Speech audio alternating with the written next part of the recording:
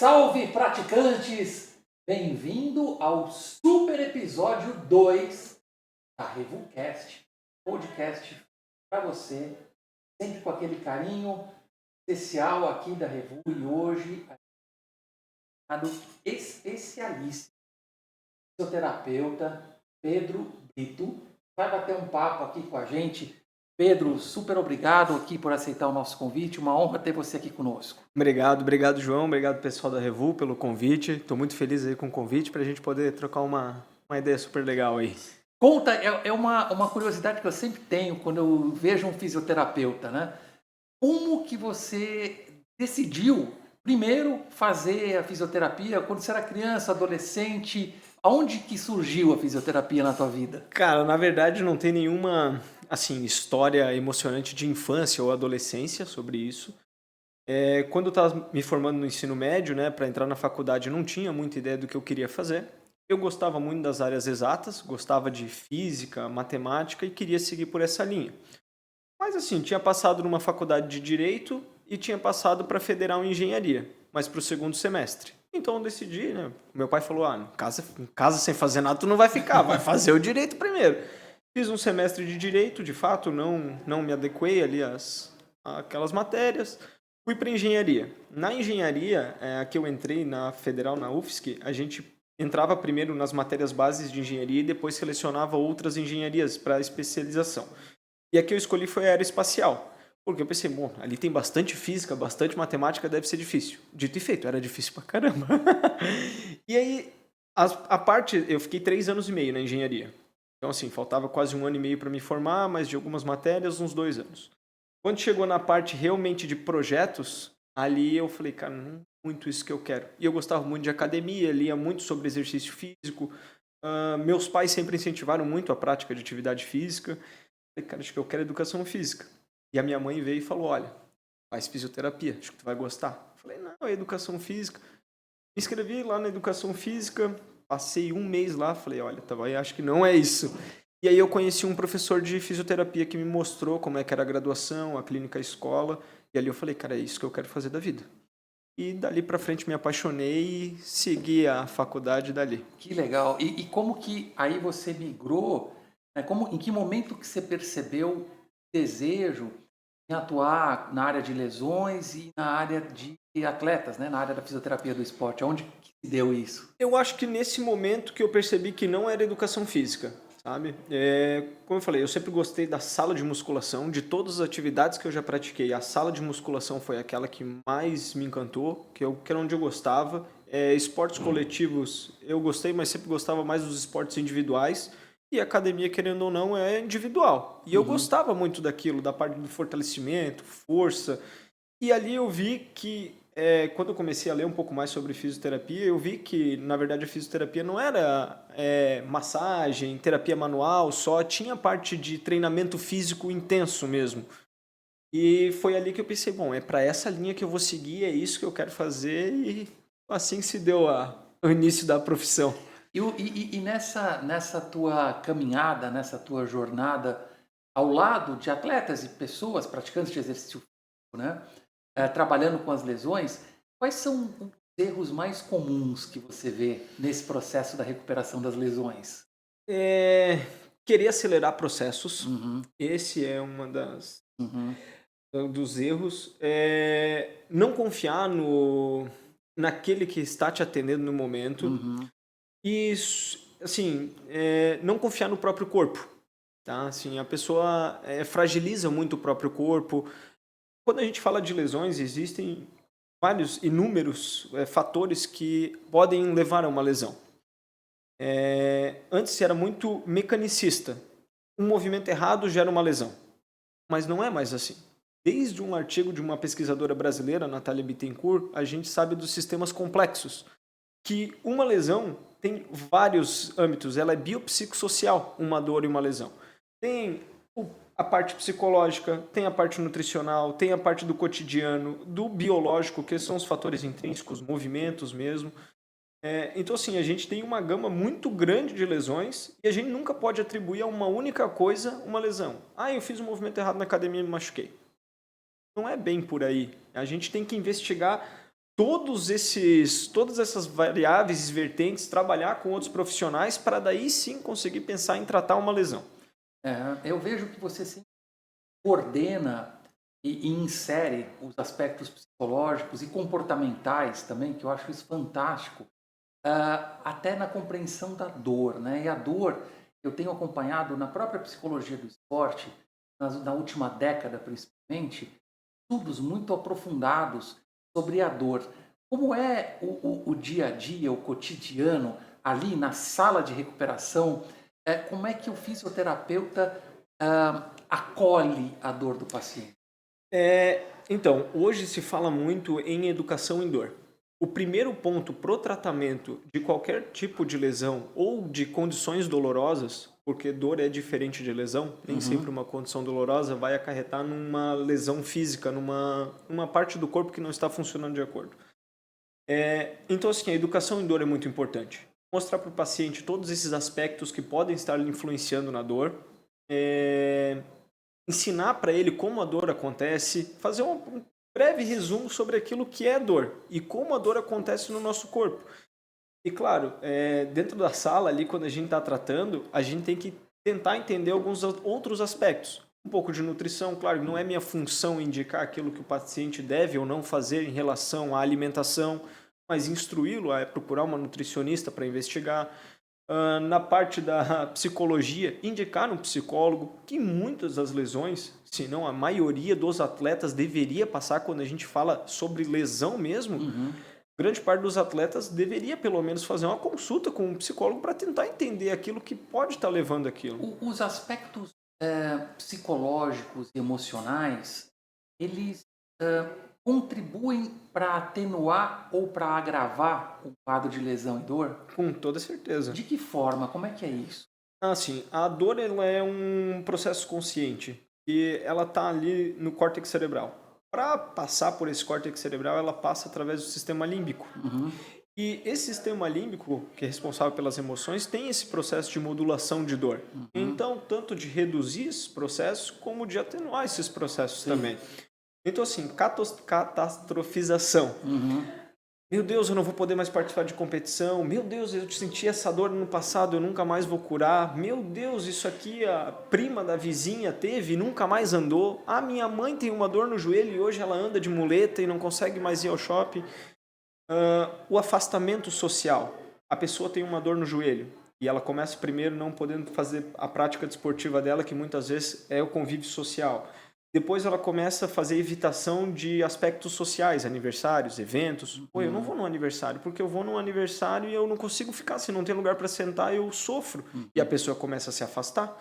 E aquilo começa a ter impacto na dor, começa a piorar, porque ela não tem mais, né, o convívio social que ela tinha. Já tive pacientes, por exemplo, assim, meu Deus, abandonei uma viagem de cruzeiro, tudo pago porque o meu joelho, eu tenho medo de que lá a gente vá fazer uma caminhada, doa e eu atrapalhe todo mundo da minha família na viagem. Não está nem com dor, ela já projeta Ela isso. projetou a dor. Ela tem dor, mas ela está prevendo que ela vai ter dor. O ato assim de prever essa dor, essa catastrofização mesmo de todo o problema, intensifica sinais dolorosos. A pessoa começa a perder a esperança, não consegue mais fazer muita coisa. E às vezes é nesse aspecto que a gente precisa de um apoio de várias áreas para poder recuperar. Dúvida. Você sabe que dentro da psicologia do esporte, no campo de lesões, a gente trabalha muito com a ideia dos exercícios, mentalização, foco, de mindfulness, projetando a atenção maior à área lesionada, dando uma maior irrigação daquela área através da atenção. Maior irrigação, maior cicatrização. O que você acha dessas ideias e como é que você... Nossa, cara, eu acho fantástico esse tipo de situação, porque é bem por aí que a gente precisa. A gente precisa trazer sinais positivos, tá? Antes se falava muito sobre placebo. Hoje em dia a gente está trazendo algumas coisas que são nocebos. A gente às vezes vai num profissional da saúde, um colega, que acaba trazendo assim, olha, tem dor nas costas, não pode agachar, hein?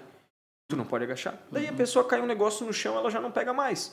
Então, assim, isso, quando a gente começa a trazer para esses aspectos opostos, trazendo contextos positivos sobre aquilo, com certeza a gente tem melhores resultados do que ficar só pensando de maneira negativa acerca de uma lesão. Ou seja, que você indica para uma pessoa que está nos ouvindo aqui, tem uma lesão, está tratando uma lesão, às vezes uma lesão demanda um pouco mais de tempo? Quais são os conselhos que você pode dar para essa pessoa? Confiar no processo é o primeiro ponto. Tem que confiar no processo. O segundo ponto, o nosso corpo não é frágil. Ele é muito mais forte do que a gente imagina. Uhum. Não depender somente de exames de imagem, aquilo que a gente vê num exame, ficar buscando alternativas para realmente tentar encontrar aquilo que eu tenho só porque uma lesão está demorando a se cicatrizar. Uhum. Confiar no corpo. O corpo ele vai curar, a gente tem que confiar no processo. Claro, né? Dentro da... Tem as intervenções hoje que já não são mais tão confiáveis para tratar determinados processos, né? Mas não deixar de se movimentar dentro do possível, dentro do limite que é permitido, né? Que não vai aumentar sinais dolorosos, mas sempre tentar se movimentar, parar com aquela máxima de tô lesionado, preciso ficar de repouso, e aí parou de doer, vou tentar de novo.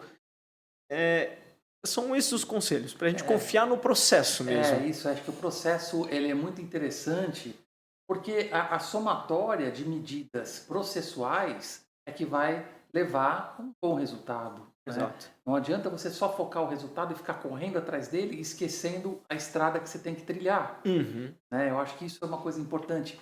E outra coisa que eu ouço muito é assim, eu não faço atividade física, mas eu vou na fisioterapia. Aí eu pergunto, mas você vai na fisioterapia, mas não faz atividade física? Não, atividade física para mim é a fisioterapia. Como é que a gente consegue explicar para quem está nos ouvindo, afinal, fazer uma físio e fazer um exercício físico? Qual é a diferença? Olha, eu até busquei hoje isso, a gente andou conversando esses dias e eu busquei a definição de atividade física pela OMS. E é qualquer atividade que utilize o músculo esquelético gastando ou demandando mais energia do que o habitual do repouso. A físio, por exemplo, faz. A físio O Pilates. obviamente faz. O Pilates, com certeza, uma atividade física excelente. Então, assim, hoje o que nos mostram a maior parte das recentes pesquisas a gente trata com movimento. As terapias passivas, terapia manual, quiropraxia, osteopatia, recursos da eletroterapia, elas têm seu papel importante dentro do tratamento quando a gente pensa em problemas do sistema músculo-esquelético, mas é um problema do movimento, correto? Se é um problema do movimento, temos que tratar com movimento. Sim. E a físio, ela não pode ser leve. Porque assim, se na físio eu estou fazendo uma atividade muito leve, lá fora o treino não vai ser leve. O tênis, o judô. Então assim, se lá eu faço uma coisa muito levinha, lá fora não vai ser. Então a físio precisa ser extenuante, mas não a ponto de aumentar os sinais dolorosos. Tá. E sim para tratar. Mas assim, grande parte vamos pensar no meu contexto, né? Eu tenho pacientes que foram comigo para tratar e hoje fazem o tratamento preventivo, né? Fazem um trabalho preventivo comigo. Muitos desses pacientes, a gente estava rindo até essa semana, que um deles estava falando, cara, o que tu tá fazendo? O que tu tá tomando que tu tá tão grande? Eu faço físio. E o pessoal debocha dele que não acredita. A outra paciente foi na nutricionista esses dias, ela falou, cara, tô impressionada, ganhei 3 quilos de massa muscular. E ela só faz fisioterapia. É claro, né? O trabalho ali deles já são mais voltados para atletas de alto rendimento. Sim. E assim, tem acompanhamento de treinadores específicos, mas acabam se sentindo mais seguros em fazer esse trabalho de prevenção com a gente, por conta da proximidade, por conta de já tratamos algumas lesões. E claro, eventualmente esses atletas, por mais que façam um trabalho que hoje não é mais chamado de preventivo, é minimizador de risco, eventualmente acontecem lesões e aí já fica por ali, a gente já acaba tratando, já vê. Então, a físio é uma atividade física, tá? Claro, a gente não pode esquecer, tô tratando uma pessoa que não tem condições, ela tá realmente com muita dor, não consegue se movimentar. Esse início não vai ter, né, atividades muito extenuantes, atividades que elevem muita frequência cardíaca. Quando a gente pensa num paciente crônico, a gente tem que dosar isso para a frequência cardíaca ficar tolerável, o exercício tem que ser tolerável, mas é uma atividade física dentro do possível. Quando a gente pensa nisso, se tem que ser controlada, se a pessoa for realmente pensar numa atividade fora do âmbito da reabilitação ali, se passar muito da conta, ela vai ter dor. Se tem dor, ela para de fazer. Sim. Então, assim, dentro da fisioterapia, esse contexto é uma atividade física. Tá? A atividade ali, claro, né? Sempre definido para cada tipo de contexto, para cada paciente. Mas é sim classificado uma uma atividade física. E é possível a gente treinar de uma forma intensa e responsável ao mesmo tempo? Como é que a gente faz isso? Assim, como eu te falei, né, a gente na físio geralmente é feita uma avaliação e existe sim uma linha muito tênue ali entre progressão de carga e sobrecarga. Existe. E muitas vezes, por mais que a gente tenha diversos recursos para avaliação, para saber se a gente está indo no caminho certo, se eu não estou passando muito da conta, eventualmente isso acontece. Uhum. Então, treinar de maneira segura tem como, mas quando a gente pensa no alto rendimento, isso já se torna um pouco mais difícil. Então, hoje a gente existem várias ferramentas para a gente fazer esse controle de carga, Aham. saber se não está exagerando, como fazer uma boa progressão, Uhum. mas eventualmente, como eu falei, né, existem vários outros contextos que não somente aquele da prática desportiva. Sim. O atleta ou o paciente está dormindo de maneira adequada? Ele está consumindo a quantidade correta de vitaminas, nutrientes necessários para fazer uma recuperação? Hum. Como que está a parte psíquica, né? O psico dele? Como está isso? Uhum. Então, como tudo isso influencia, por mais que eu faça o melhor controle do mundo, eventualmente essas coisas podem Muito acontecer. interessante. E um outro aspecto que eu até fazendo trabalho, né, contigo lá na Atenas, eu vejo, é muitas vezes a família junto com o paciente Uhum. no processo. Eu acho isso muito brilhante, eu acho isso muito bacana. Como é que isso é trabalhado, estimulado no processo? É interessante porque pode vir tanto como positivo como negativo. Como pressão? Não como pressão, mas como desacreditando. Ah, A gente tem. Hoje a IASP classifica, a gente tem 3 tipos de dor, uhum, subdividido em categorias. uhum, A dor nociceptiva, que é aquela que pode ou não haver lesão. A dor neuropática, que vem do sistema nervoso, então ela uhum. pode ser periférica ou central. E a dor nociplástica, que é realmente uma identificação errada da parte cerebral em relação a diversas aferências sensitivas. Tá. Então, assim, o paciente com fibromialgia, por exemplo. Uhum, Mulheres com fibromialgia, quando estão nos flare-ups, que são os momentos de maior dor, podem relatar dor ao simplesmente colocar o sutiã. Então, a sensação que é para ser de toque leve gera uma dor extrema. E ela vai no médico, faz ressonância, faz exame de imagem, buscou 300 médicos e ninguém achou nada de errado. E aí a família já não aguenta mais porque a pessoa fica reclamando, reclamando, reclamando. Ah, isso aí é inventado, isso aí é psicológico, essa dor aí é psicossomática. Coisas que não existem mais. uhum, Isso aí já caiu por terra há muito tempo, dor uhum. psicossomática. É, Não é, a dor é real, ela existe. Não é porque não tem uma lesão física que a dor não exista. é. E aí, por muitas vezes, aquilo que eu falei, ela vai se excluindo ainda mais do social. Então, a família, que era para ser os primeiros apoiadores, muitas vezes acaba assim, faz drama demais. É. Pô, dramática pra caramba, não dá, isso aí é muito draminha, muito draminha. E não é bem por aí. Ou vai fiscalizar o que está sendo feito na fisioterapia, né? E por muitas vezes tá lá para dar apoio. Não, assim, geralmente filha acompanha a mãe, né? É, As mais isso, idosas, elas, não, mãe, vamos, faz, a mãe consegue. para Não, estimular. vamos, mãe. Não, pô, trouxe uma bicicletinha para a mãe fazer em casa, ela pode fazer. Querem estar junto, fazer parte do processo, tá? Muitas vezes porque querem fiscalizar para saber, pode fazer isso, não pode fazer isso. Ela me contou que tu deixou ela caminhar 2 quilômetros. Pode mesmo? Aham. Preocupados, né? Cuidadosos. Sim, claro. Mas esse é o lado positivo, que estimula. Ó, ela tem que sair para caminhar. Opa, então eu vou aproveitar e vou caminhar com ela também hoje. E aí isso faz parte do processo, Não, é com legal. certeza. E a gente falando um pouco, né, dessa questão da idade, né? Como que se enxerga o papel do movimento para quem não é atleta, mas que pretende chegar, né, na terceira idade com mobilidade, com qualidade? Como é que você enxerga essa questão do movimento? Cara, assim, ela é primordial para a pessoa que quer ter uma vida boa na terceira idade. Ultimamente até deu um boom na internet aí sobre um estudo. Confesso que eu não li o estudo na íntegra, né, para ter certeza, mas o que tem se dito acerca desse estudo, que a quantidade de massa muscular dos membros inferiores está intimamente relacionada a doenças neurodegenerativas na terceira idade. O que quer dizer? A pessoa que tem boa massa muscular de membros inferiores, coxa, panturrilha, tem menos chance de desenvolver demência, algumas doenças do sistema nervoso central, né, que são comumente descritas hoje. Tá? Então, assim, treinar força, ganhar massa muscular, previne inúmeros problemas ao longo da vida, inclusive na terceira idade. Exercício neurogênese.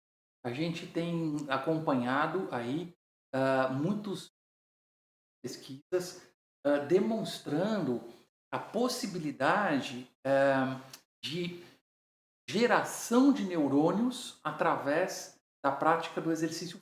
Uhum. E aí eu fico pensando como que isso pode ter uma repercussão em pacientes com Alzheimer ou algum tipo de demência ou que o movimento de alguma forma seja afetado, né? Essa possibilidade de uma neurogênese, de uma remodelação, de uma reestruturação ou até de um renascimento neuronal em pacientes que têm, de alguma forma, talvez não em casos tão intensos como de Alzheimer ou formas de demência, mas limitações por conta da vida que levou, né? Então, essa não é muito a minha área de atuação, né? A parte da neuro, mas um dos aspectos que eu vi muito na faculdade, até acabei atendendo. Quando a gente pensa, por exemplo, em pacientes que tiveram algum tipo de AVC. Uhum.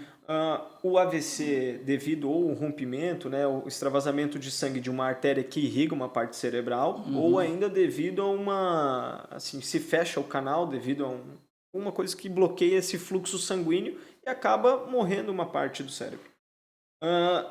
Morreu ali parte e com essa parte perde-se algumas funções. Hoje, o que a fisioterapia para essa parte faz? Exercício. Então, o que acontece? Através de movimento, o cérebro envia sinais de movimento para o corpo. Ele recebe isso. E se eu fizer movimento, será que eu não estimulo a mesma região do meu cérebro a criar novas conexões? Perfeito. E isso realmente acontece. Então, assim, não é que volta uma parte que ali morreu, mas se criam novas conexões, permitindo que retome-se movimento, dando qualidade de vida para esses pacientes. Então, assim, isso é primordial. Exercício físico, realmente, ele salva, ele melhora muito a qualidade de vida e hoje, assim, força muscular, por exemplo, deveria ser um sinal vital, assim como a gente checa pressão, frequência respiratória, frequência cardíaca. Isso, já, né, muitos médicos que recomendam, não, né, na verdade, instruem os seus pacientes a utilizar o exercício como uma técnica conjunta a uma medicação, uma terapia. O exercício físico já entra, né? Então acho que isso é super interessante. E ao mesmo tempo, a gente vive num mundo das redes sociais, e aí eu queria que você dissesse para a gente como que o fisioterapeuta... a fisioterapia ela não é uma ciência antiga como a medicina, muito menos como a psicologia, mas ela tem o seu berço ainda recente, né? Então, obviamente, como toda ciência nova, está sujeita a senso comum, achismos e tiroteios milhares, principalmente num universo de redes sociais. E eu queria que você falasse aqui para a gente como lidar com esse excesso de informação barra desinformação que as redes sociais propagam. Isso é muito complicado mesmo, porque realmente hoje a rede social ela serve tanto para o bem quanto para o mal.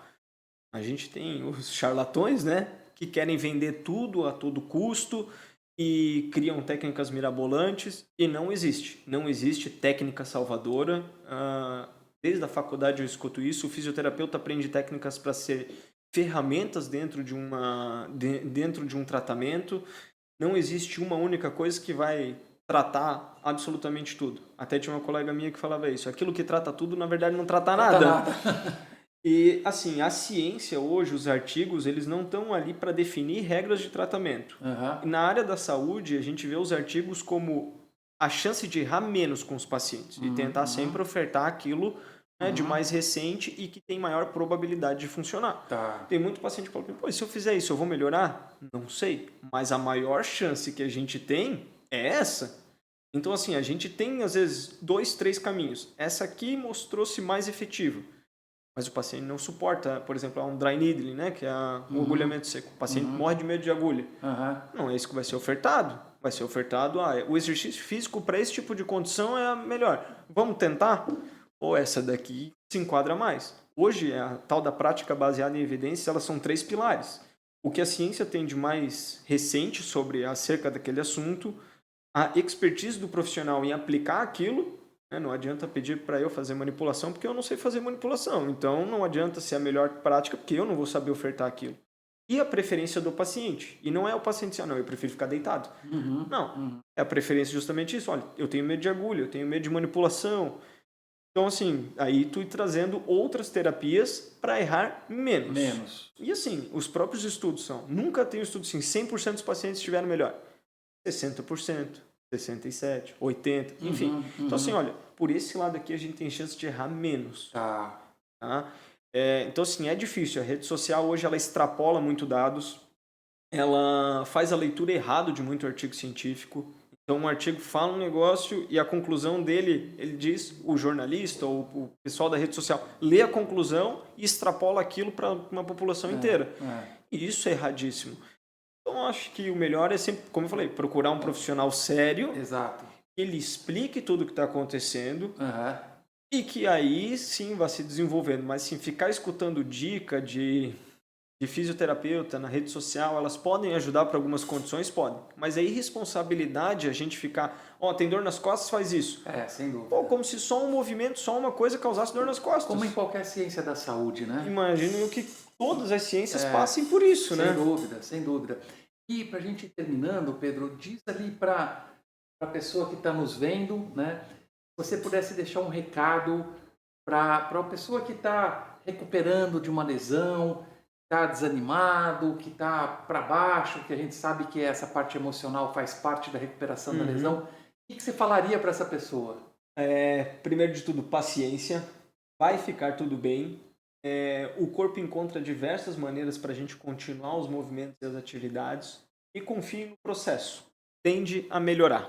Perfeito. E agora bate-bola, jogo rápido. A maior falácia sobre a fisioterapia. Choquinho e massagem. Choquinho e massagem.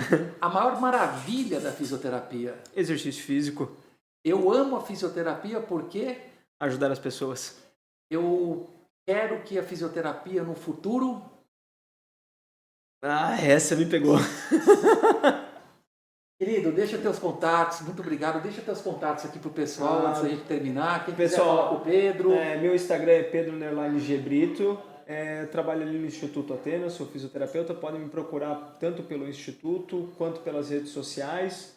João, foi um prazer falar contigo. Obrigado, Pedro, obrigado. Parabéns pelo seu trabalho, parabéns pela aula magna que você nos deu aqui. Obrigado. Sensacional. Eu, pessoal, além de entrevistar o Pedro, tenho aí a honra e a alegria de ter o Pedro como meu fisioterapeuta, então eu vejo o cuidado, o carinho e, sobretudo, uma coisa que falamos aqui, que o Pedro nada de braçada, que é a segurança das informações, a segurança dos direcionamentos e o cuidado que certamente a gente tem com ele. Então, continue assim, parabéns, obrigado demais pelo papo e venha sempre na Revolta de portas abertas para você. Obrigado por tudo, pessoal. Grande abraço. Obrigado, pessoal. Valeu, até a próxima.